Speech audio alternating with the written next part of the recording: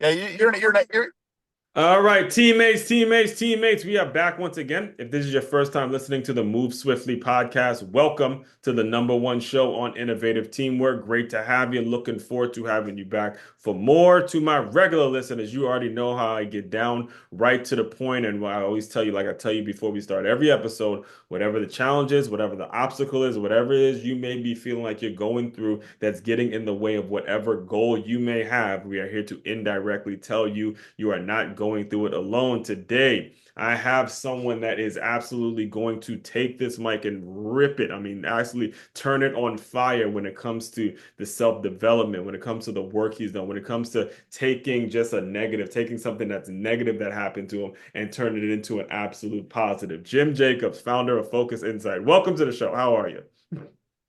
It is great to be here as one. Thank you so much for having me on your show. And that's right, man.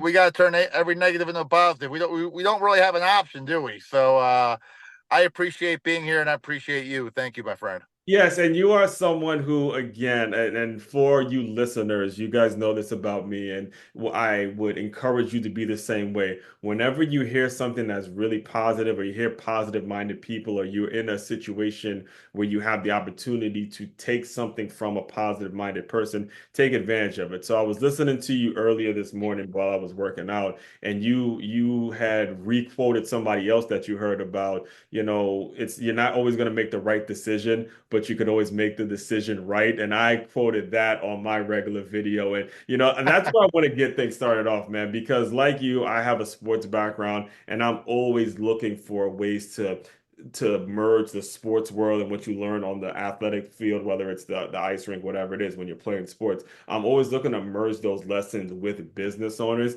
And you were able to do that through like kind of by chance. I know you played hockey, but then you were coaching like by accident, and ultimately you were able to build the business based on what you learned through hockey. So can you just kind of speak a little bit about your background in hockey and all that stuff, and then we'll kind of For, go from for For sure. And, hockey to me changed my life. It saved my life. And, actually a friend of mine who I learned a lot of great lessons from is Jeremy Roenick, who just got inducted in the Hall of Fame 2 weeks ago. So, there. shout out to JR. Congrats to him. But, Yes. and that's the neat thing as one, as you probably know, when you hang out and you play with super competitive athletes, you learn a different gear, you learn a different work ethic.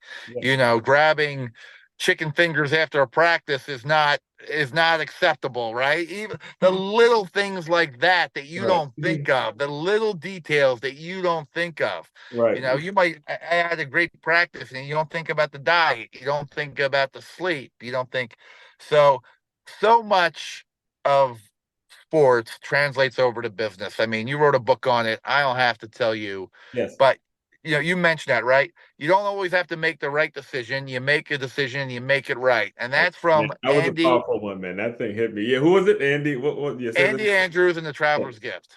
Yeah, that one. I was working on this one. I'm like, wow, that one hit me. That one hit me a great deal because, again, I've been in this, made a ton of mistakes as did you. But when you are actually have the mindset of a person that, hey, I made the decision and we got to figure something out, it changes the way you actually go about your business. So, to get into a little bit more details about Focus Insight and what you're all about, the kind of the tagline to the organization is qualitative research. And we all know there's a difference between quantitative and qualitative. So when you kind of brought that term, and as I was listening to you to prepare for this, that term qualitative research was something that really hit home. And when you were able to, talk about your sports background and then what you actually lived through, the whole qualitative thing is something I want to give you an opportunity to explain a little bit more about, and then we'll get into like your story about how you started the company, and go from there.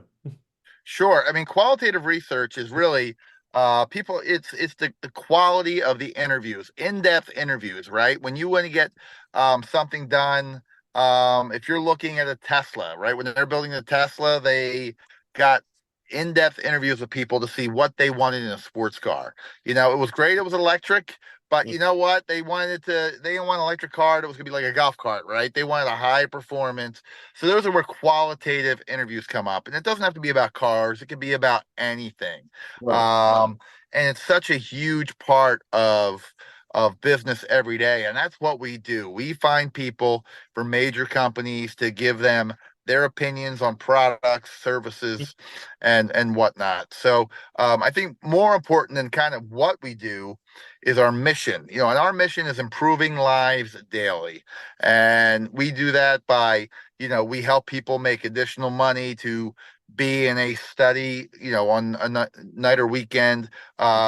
We help companies figure out what their consumers really want, Yeah. so um we've worked with supermarket chains and how they Mhm. how customers what customers really want. Like, for example, no supermarkets ever had a salad bar or food court. Now they kind of all have them, and that's changing consumer behavior, consumer patterns. And I've seen people, hey, where are we going to dinner? We're going to the supermarket to go to the food court, so Yeah. um but yeah, so we want to improve lives daily. That's the mission of our company, and that's what we do. We do qualitative research. We do it nationwide, and we do it better than anyone else. So it's also really important to mention how you got started because you were, if I'm not mistaken, you correct me if I'm wrong, you were doing, I think it was commercial real estate, and then there was a situation where you were trying to get money from someone, but then you had broke your arm, and you realized that you were able to make some side money better off by doing this, and ultimately that turned into the business for you. So can you speak a little bit about that, or if I got anything wrong, I, because that yeah, that was crazy to know that again you're going after something, but then you realize, wait a minute, there's more money on this end. Let's just focus on that. That's 100% correct, and that is wild. You always read about the pivot, Yeah. and that's right, man. You don't have to make the right decision, but you make a decision, you make it right. And Yeah. I was involved as one in a lot of commercial real estate deals, and I thought this was the pinnacle. I thought I wanted to be the next huge property owner. Um, and that was my goal. I saw my big goal as owning all these strip centers and commercial office buildings. And I was brokering deals in the interim. And I had a client who stiffed me on a pretty huge commission check. And I had calculated everything over a 5-year period. And it was well into the six figures of commissions that I earned, but did not get. Sure, And it was, sure. and you haven't lived until you've had all the groceries um on the conveyor belt at a Giant, and you or a supermarket, and you give them your credit card, and your credit card bounces, Yeah. right? Horrible feeling. You're like, I've been there, man. That's a horrible. And what the thing is too, and not to cut you off, but it's important when you're working hard and that happens. It's not like you're somebody that's not working, but when you're actually putting in the work and you're trying, you're just not. Again, there could be a situation where somebody just stiffs you or you don't have the money, and then you have to be in that moment where you give your card and it's declined. It's like it is incredibly demoralizing. as one, you are right. It is like you're hustling, you're working night till day, and I put together this big deal, and I'm settling on Wednesday for it, Yeah. and then all of a sudden I come to the place where settlement's supposed to happen on Wednesday, and I find out it's settled on Monday without me.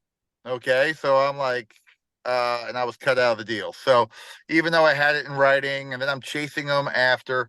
So literally the next night after that conveyor belt of groceries, right? And that leaves you as broken a man as you could possibly be, where you can't afford groceries, right? Or your credit card bounces for groceries. Mhm. So I went to coach a hockey practice, the little guys. My son was playing at the time, and a kid flies up from behind me. My ankles fly in the air. I land on my elbow, and my elbow is broken. So right, they have to. I have to get surgery and have to screw. So now I need health care. Right, I couldn't even afford groceries 2 days before. Now they're drilling. Within a week, I'm getting surgery, and they're drilling a bolt into my elbow, which is still there. Yeah. So the funny thing is, I was laid up. I couldn't drive.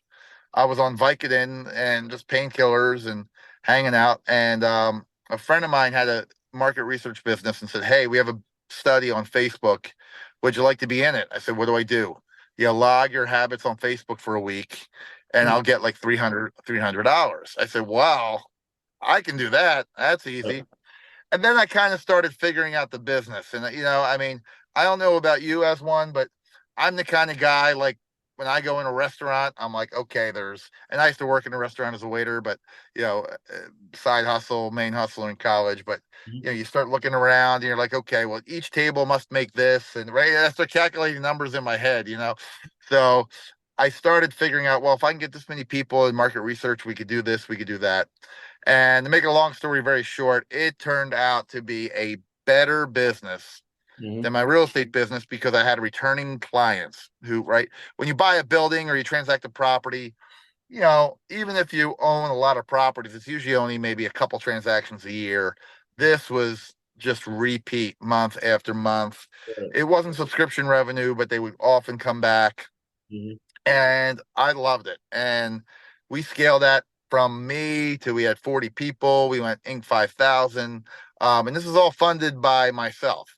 Right. So, we didn't get any outside funding. So, I can tell you, man, it wasn't easy. There's a lot of sleepless nights. There's a lot of swinging the bat. But like Mark Cuban says, right? If you go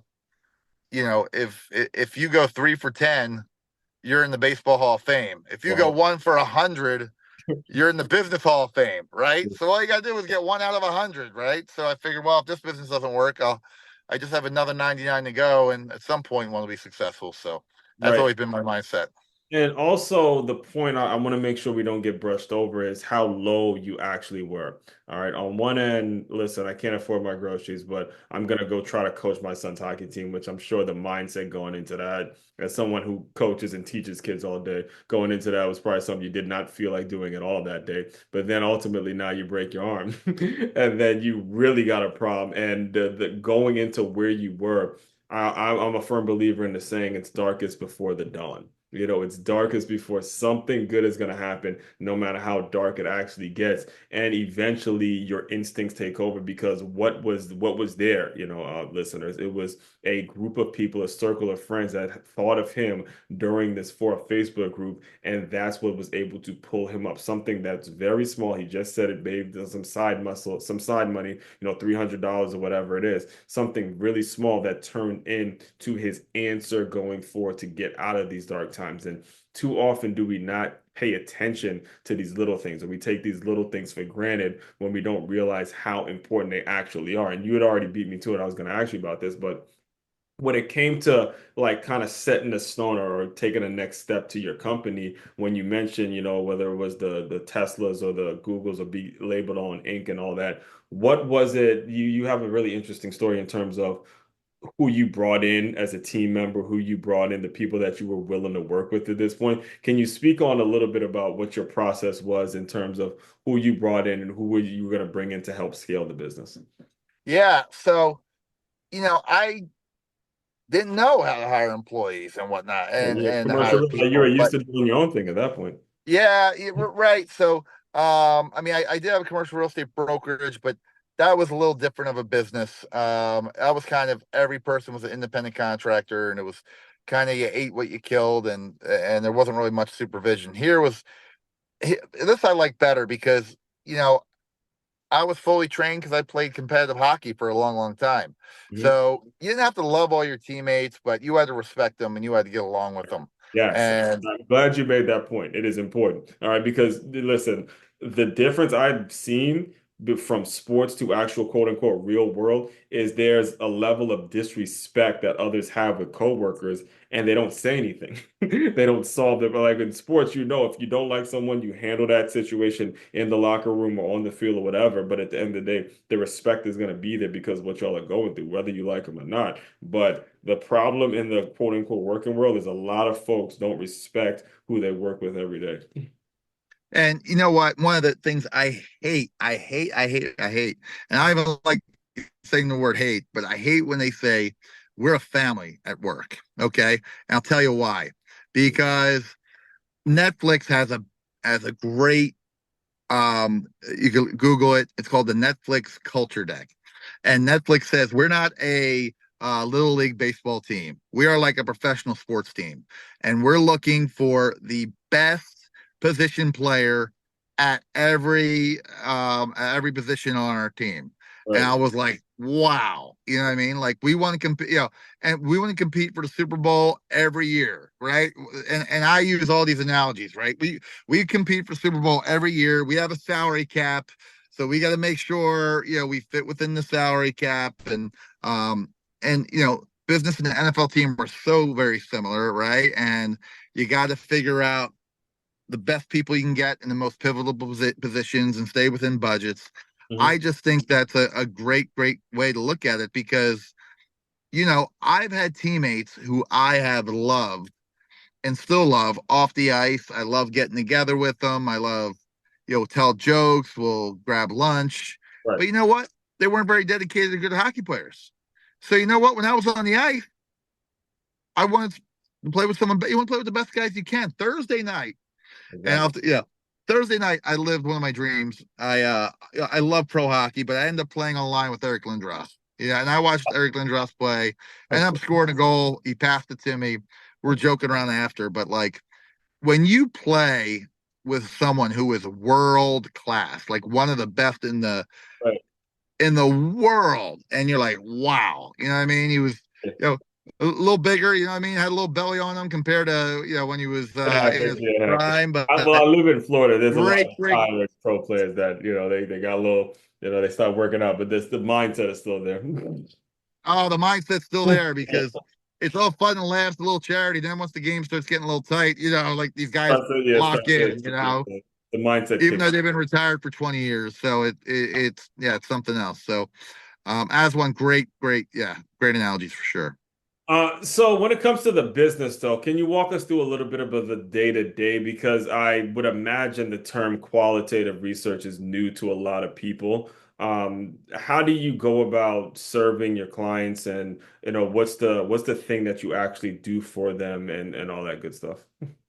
For example, we have one right now where they need teenagers for a year-long panel, ages between 14 to 23, Hmm. New York, Dallas, and Chicago, I believe.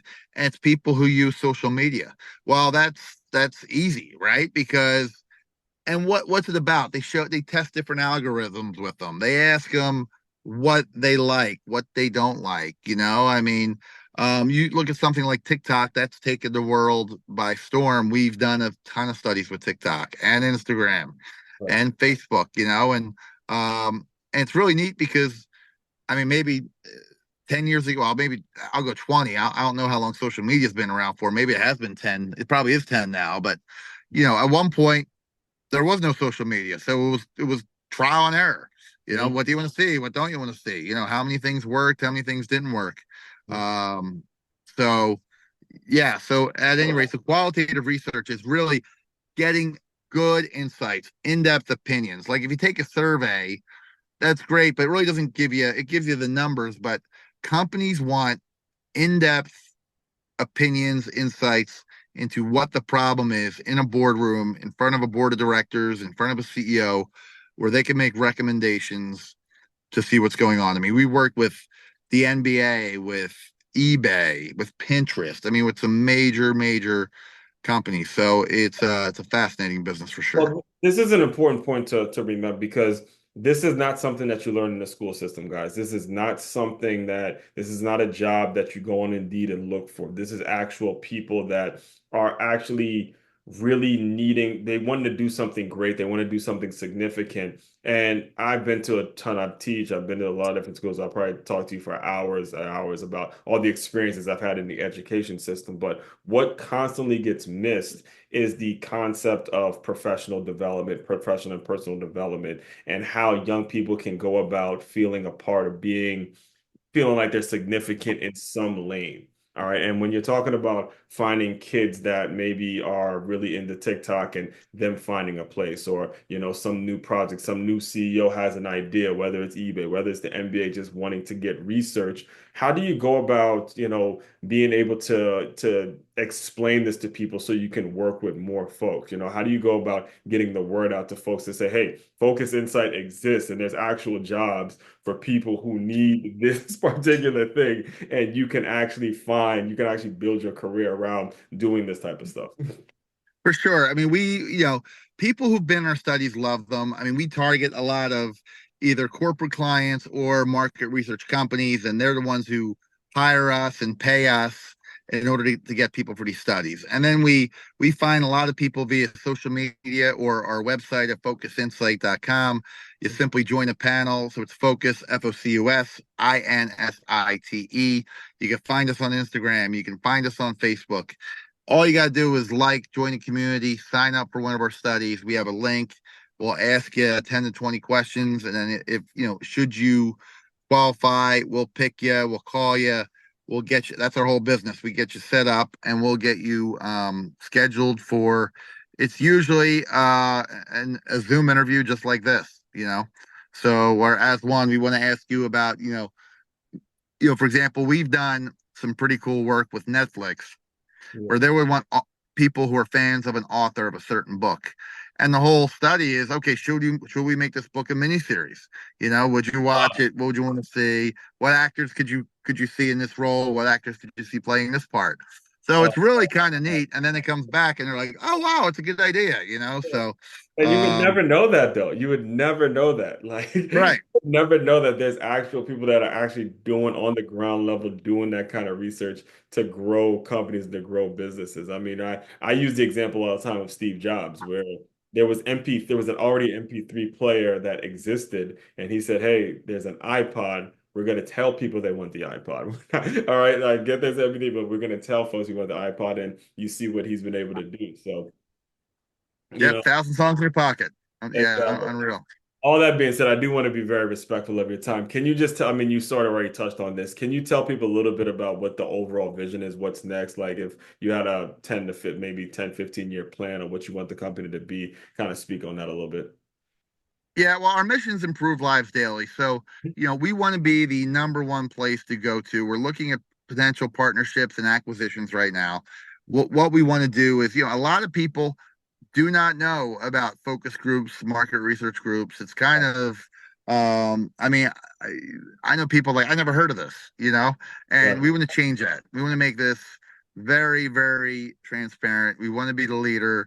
So that's what we're working on now. We want to be the leader in consumer and B2B studies.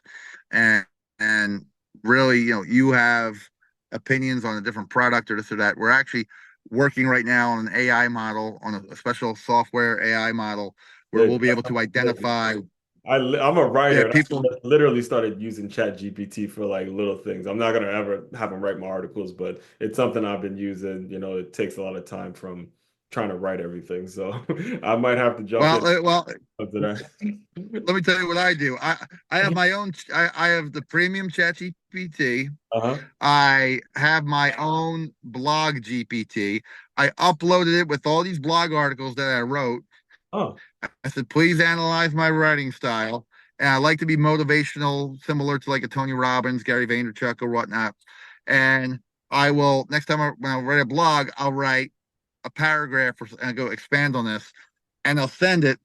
And it's not 100% perfect, right. but it's probably 95, 98. I'm like, oh, that's cool. I like the way they did that. I like the way, and then I'll add a couple lines and that's my blog. So it cuts my blog writing time down in about by, Man, you see, this is 80%. why I did. Yeah, you just taught me So, something, man. That's what yeah, that's I was for years I was stubborn about it. Like one of my colleagues at the school, he was telling me about Chat GPT. I'm like, man, no, I'm a writer. You see what I do? I write books. I'm writing my own stuff. And now look at me because if you use it and you prompt it the right way, it's gonna improve your style. So I gotta try that myself. So that's a good idea. yeah, it's 20 bucks a month. You make your own GPT, you can load up all your PDFs, analyze my writing style. Oh, I'll get you offline, but it will save you a lot of time, but it's still your authentic voice. You know what I exactly. mean? That's the important thing. So, And yeah. before I let you go, can you just tell people a little bit how they can get in touch with you if they want to hear more and all that stuff? I know you mentioned it early, but we'll make sure on the record saying it. Absolutely. So my email is the best way to get me. Jim at focusinsite.com. FOCUSINSITE.com. I have my assistant who is checking it all the time. So if you would love for you to reach out. Anything I can help you with, let me know. Otherwise, go to our website, www.focusinsight.com. That's INSITE.com. And we will join our panel. And yeah, tell me, I love to hear a note from one of your listeners telling them you heard our podcast, and whatever we can do to help, we'd love to help you. Yes, and I'll include all that in the show notes as well. So, Jim, the final thing I do to close out all the shows, so I want you to use your imagination a little bit. You just broke your arm, you're on your way to the hospital, you don't know how you're going to pay for it, you're all over the place. Just pretend that that version of Jim has come into the Zoom room, give him some words of encouragement, and we will officially close. Oh man, give them some, some. You know what? You mentioned something earlier. It's darkest before it's dawn. I don't know about you. I've sat there. I'm like, well, how dark does it get? You know what I mean? Like it's like pitch black. Does it get much darker? You Yeah. know? Yes, I've lived that. I know exactly what you're talking about on that one. It's like, come on, like, geez, can it get So darker? so what I did, and I thought this was voodoo, hocus pocus, you know, but you gotta live. So I have this journal. Every day I write three things I'm grateful for. And some days, as hard as it is, it might be, hey, I am breathing today. Some days, hey, you know what? I have all my limbs, I just came back from a physical therapy appointment, and my physical therapist was amazing. Okay. I met her last week. She two cochlear implants, deaf, physical therapist, and number one in for deaf people in the CrossFit Games. Number one in the world. Okay, I was like, wow. So I have both my hearing. What am I complaining about, right? So, Oh you know, man. we, so I would tell my younger self, just man, keep swinging, keep hustling, and it's if you hustle and work 16 hours a day or whatever it is, and learn from all mistakes and just keep iterating, keep going, keep moving, keep talking, and put yourself in uncomfortable positions, because now what I realize 20 years later, 20 some years later, I do things and people goes, oh, I wish I could do the things you do. I wish I knew that. I go, well, you didn't have the 20 years of heartache and struggle to get to this point. So, um, you know, John Maxwell says it like, he hears a lot of people telling him they want to do what he does, but it's like, do you really want to do what I did? Do you really want to right. do what I did? And I think you nailed it. And the reason I close out with that question, if you're new around here, it's because if you're going through that, if that is your current situation, the promise of this show is to make sure you know you're not going through it alone. So, all that being said, again, Jim, looking forward to keeping up with your journey, man. You taught me a whole lot just in listening to you and then having you on the show. So I'm looking forward to following up with you and staying in touch and all that good stuff. So, fellow teammates, continue to move swiftly. We will talk more soon.